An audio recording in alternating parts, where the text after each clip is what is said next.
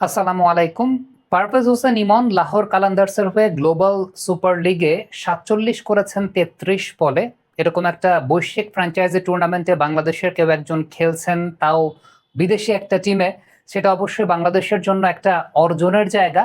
তবে এই ৪৭ রানের ইনিংসের মধ্যে আমার কাছে বিশেষ যে বিষয়টা লেগেছে, ৩৩টা বল তিনি খেলেছেন, যে ৩৩টা বলের মধ্যে ২৪টা বলে তার স্কোরিং শট ছিল। ৩টা ছক্কা ৩টা চার বাদ দিলে ১৮টা সিঙ্গেল তিনি ক্যারি করেছেন, ১৮টা সিঙ্গেল তিনি নিয়েছেন। এই ইনিংসের সবচেয়ে উল্লেখযোগ্য জায়গা ছিল যে ইমন খুব বেশি তাড়াহুড়া করেন নাই, ইমন খুব বেশি রাশ করেন নাই।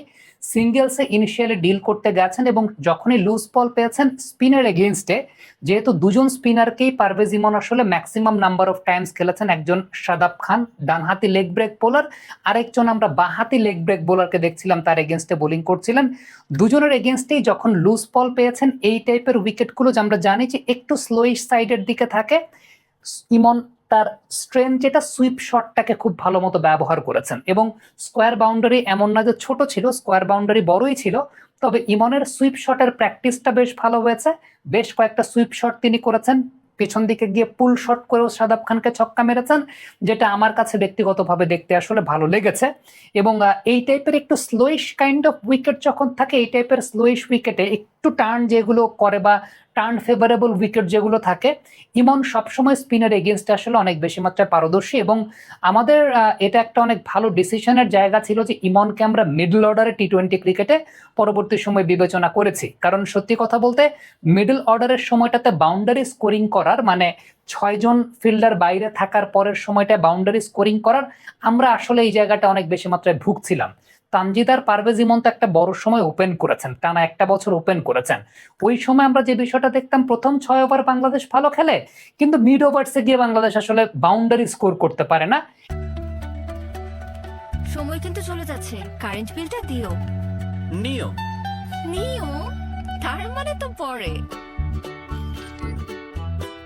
হাতে যখন নিও, তখন বিল পে, ফান্ড ট্রান্সফার অথবা সেভিংস সবই হবে টেনশন ফ্রি। আপনি বলেন দিও, এমটিভি বলে নিও। ইমন সেই জায়গাটাতে একটা রিলিভিং ফ্যাক্টর এনেছেন আসলে আমাদের জন্য। এবং এরকম গ্লোবাল একটা স্টেজে গিয়ে এই মিড ওভার্সের সময়টায় ৩টা ছক্কা ৩টা চার, ৩-৬ 18 আর ৩-৪ 12, আপনি যদি চিন্তা করেন ৩০টা রান এই জায়গাটা, এটা অনেক রান আসলে সত্যি কথা বলতে। আর এই ইনিংসটাতে আমার কাছে আরো বেটার যে বিষয়টা মনে হয়েছে, সেটা হচ্ছে ইমন সিঙ্গেলসটা বা স্ট্রাইক রোটেশনটা অনেক ভালো করেছেন। মানে ২৪টা বল তার এরকম ছিল, যে ২৪টা বলে তিনি স্কোরিং শট নিয়েছেন। হ্যাঁ, ডট বল তিনি প্রডিউস করেছেন, সেটা করতেই পারে, ইনিশিয়ালে নামার পরে একটু সময় নিতে পারে, বাট খুব বেশি সময় নেয় নাই। ইমনের এই ইনিংসটাতে সবচেয়ে উল্লেখযোগ্য ফিচার হচ্ছে ২টার বেশি টানা ডট বল যায় নাই, দ্যাট ওয়াজ অ্যানাদার থিং।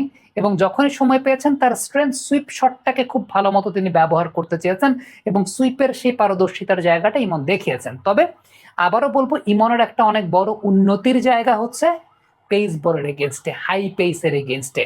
বিশেষ করে পুলের বল আর হুকের বল দুইটা কিন্তু দুই জিনিস। ইমন পুলের বলে হয়তো বা ভালো পুল শট করেন, হুকের বলটাতে গিয়ে ইমনকে আমরা অনেক বেশি মাত্রায় ভালনারেবল দেখি। সো উন্নতির তো কোনো শেষ নাই। স্পিনের এগেনস্টে Emon one of the best players of Bangladesh in the middle, কিন্তু আপনি যদি পেস বোলারদের এগেনস্টে চিন্তা করেন, he is one of the most vulnerable batters in Bangladesh.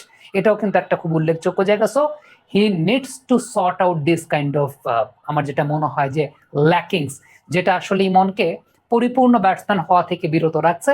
But if you talk about this particular 47, I think he was very good. 80 odd রানসের উপর partnership with Bracewell, যেটা তার দলকে একটা স্টেবিলিটি প্রদান করেছে। এবং এই স্টেবিলিটি প্রদানের জন্য Emon was one of the key factors, one of the leading factors for his particular team. এবং it's a matter of pride যে বিদেশের একটা দল গ্লোবাল একটা ফ্র্যাঞ্চাইজি টুর্নামেন্টের কম্পিটিশনে, যেটা মোটামুটি অনেকগুলো দেশের ফ্র্যাঞ্চাইজি টিমগুলোকে নিয়ে হয়, সেখানে they have chosen someone from Bangladesh এবং he is playing with best of his efforts, যেটা আমাদের জন্য একটা অনেক উল্লেখযোগ্য ব্যাপার। কমেন্ট বক্সে আপনাদের মন্তব্য মতামত জানতে চাই, লিখে পাঠাবেন।